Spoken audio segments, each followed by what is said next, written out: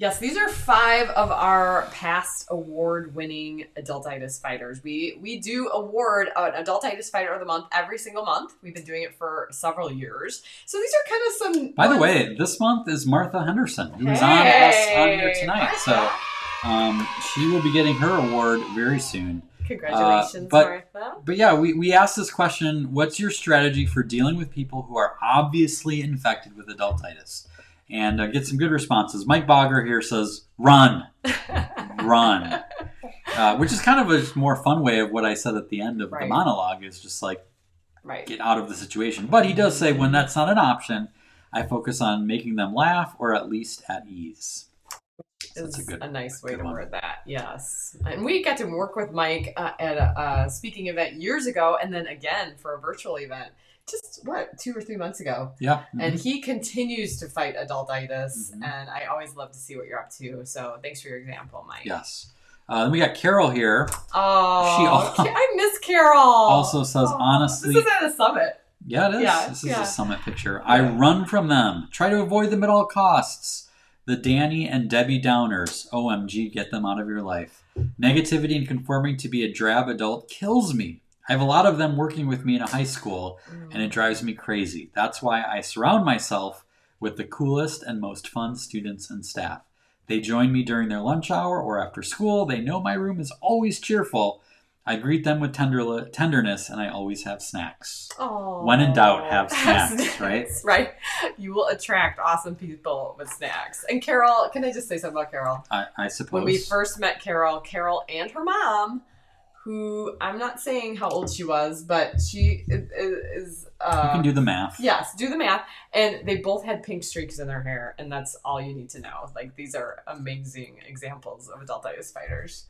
All right, what do we have? Shelly. Oh, Queen of the Pajama Run. She heard about the Pajama Run, and she does it. I think they're on every year 11? 11 years in a row. 12?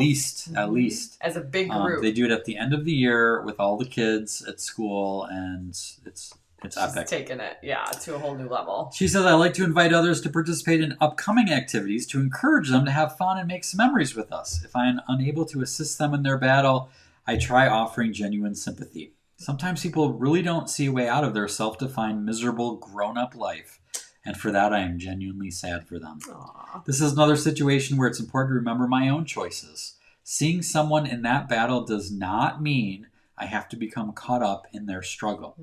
I can support them or offer them sympathy without needing to unnecessarily take on anyone else's challenges. Wow. Great reminder. Yes. It kind of reminds me of what we talked about at our mastermind this past week about parenting teenagers. You know, don't get in the seat next to them on the roller coaster, but let them ride it. And in her case, as Shelly's saying, like, be of support to them, but you don't have to take the journey with them either. Yep. Yeah. Good point. Dan Paul's right. Avoid them as much as possible. When they need to be in my life, I keep in mind where they are at. If there's any way I can bring a smile to their face. Sometimes it's having a real conversation, asking good questions, just being a good listener. They could be feeling stuck in a place they don't want to be in. It's important to understand why and how people get into their slumps and dumps. Then they usually turn around knowing that you know where they're at. They will treat you better knowing that you know and understand.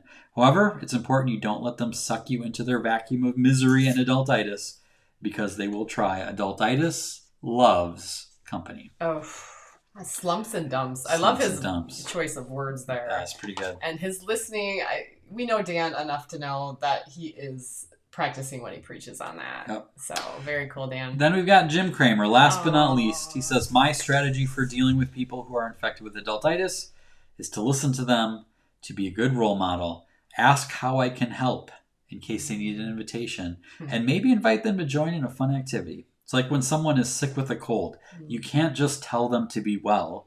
You have to take care of them. You know, bring soup, tissues, things like that. And I love that. Like, you can't just be like, you just snap out of it. You have to take care of them in the best way that you can. Great. And as a former teacher, I think middle school, does that seem right? I think he was a middle school teacher. Yeah. Older elementary, maybe. Right. Definitely years and years of practice doing that and just relating to where his students were. And now he takes care of adults in all new ways. So, Jim, you are always a light. Thank you for shining so bright.